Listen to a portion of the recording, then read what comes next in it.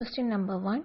A nurse is caring for a client in labor and prepares to auscultate the fetal heart rate by using a Doppler ultrasound device.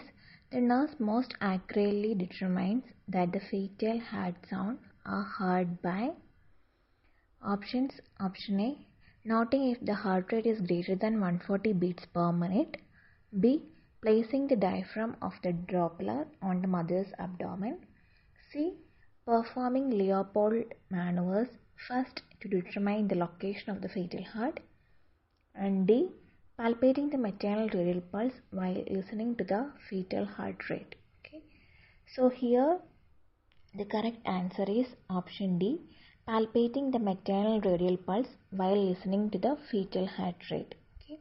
So the nurse simultaneously should palpate the maternal radial or carotid pulse and auscultate the fetal heart rate to differentiate the maternal heart rate and the fetal heart rate. Okay. So if the fetal and maternal heart rates are similar, the nurse may mistake the maternal heart rate for the fetal heart rate. So the maternal heart rate and fetal heart rate will not be similar. Okay, so Leopold maneuvers may help the examiner to locate the position of the fetus but will not ensure a distinction between the two rates. Question number 2. A clinical nurse assesses the communication patterns of a 5-month-old infant. The nurse determines that the infant is demonstrating the highest level of developmental achievement expected if the infant options. Option A, uses symbol words such as mama. Option B, uses monosyllabic babbling. And C, links syllables together. D, coos when comforted. So here the correct answer is option B, uses monosyllabic babbling. Okay. So using monosyllabic babbling, that is occur between 3 and 6 months of age. So let me see other options. Okay. Option A, using symbol words such as mama, that is occur between 9 and 12 months. Okay. And option C, linking syllables together when communicating occur between the 6 and 9 months. Okay. And let me see the option D, is cooing between at birth and continues until 12 months. Okay. So I will tell the easy way to memorize about the milestone. Okay, simple word.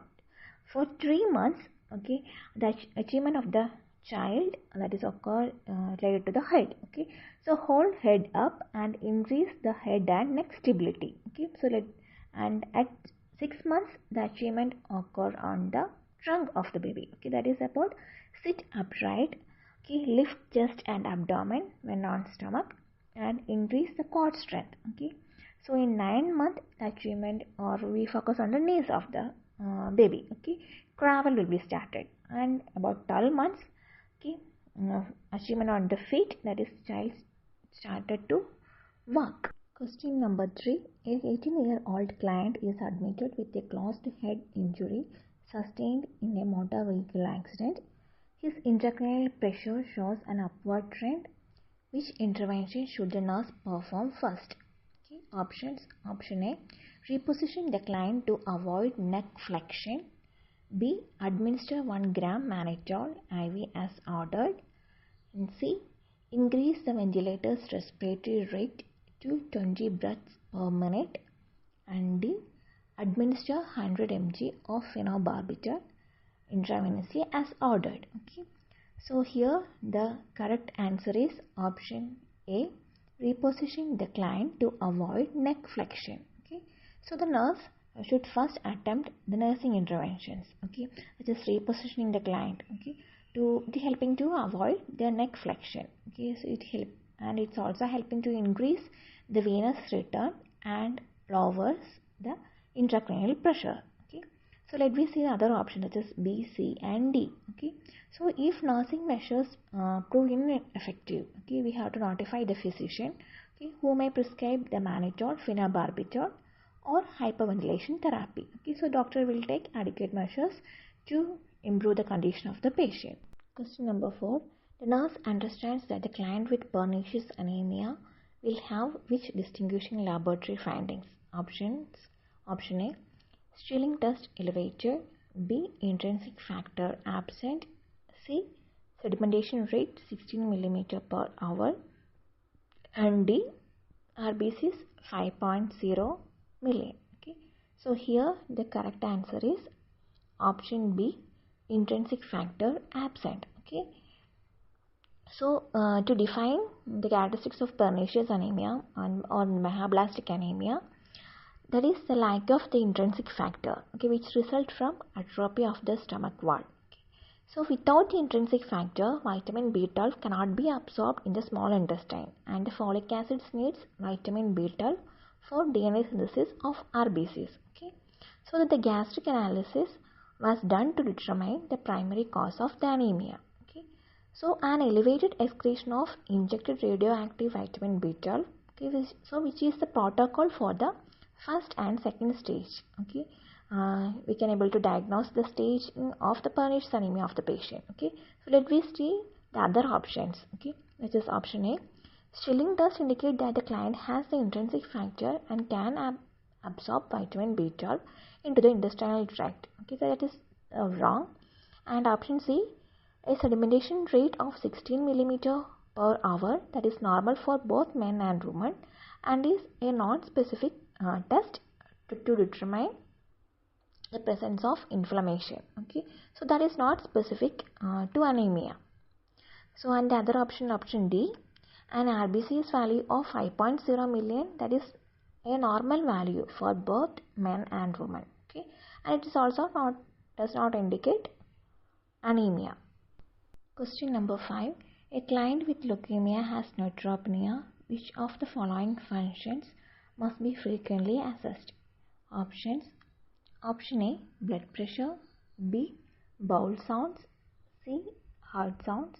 And D, breath sounds. Okay. So here the correct answer is option D, breath sounds. Okay. So the pneumonia can occur either due to viral infection or due to fungal infection. Okay. So both this viral infection and fungal infection, that is a common cause of death in clients with neutropenia. Okay. So the frequent assessment of the respiratory rate and breath sounds, that is required, okay, to identify the patient is having any critical stage or not. Okay. So let me see the other options. Okay, such as the option A, B, and C. Okay. So such as assessing the blood pressure, bowel sounds, and the head sounds. Okay, that is important, but it won't help to detect pneumonia for the patient. Okay. Question number 6. A nurse is watching the cardiac monitor and notice that the rhythm suddenly changes. There are no P waves. The QRS complexes are wide and the ventricular rate is regular but over 100. The nurse determines that the client is experiencing options. Option A, premature ventricular contractions. B, ventricular tachycardia. C, ventricular fibrillation. And D, sinus tachycardia.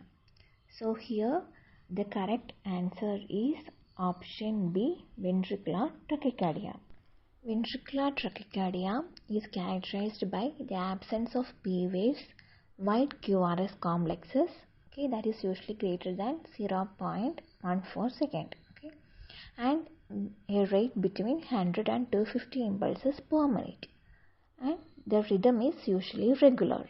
Let me see other options. The option A, premature ventricular contraction. Okay, so in premature ventricular contractions there is no P wave and the wide QRS complexes, okay, that is the duration that is greater than 0.16 second. Okay, so that indicate that the patient have the right or left bundle branch block, that is depend upon the location of the origin. Okay, and the ventricular rate is irregular. Okay, let me see the option C, ventricular fibrillation. In ventricular fibrillation there is no P wave and there is no recognizable QRS complexes. Okay, so this ventricular fibrillation, that is also called as VFib or VF. Okay, and the ventricular rate, that is usually greater than 300. And in option D, sinus tachycardia, the P wave is normal, that is partially hidden, and the QRS complex is also normal, that is about 0.8 seconds, and the ventricular rate, that is more than 100 beats per minute. So here the right answer is patient is having ventricular tachycardia.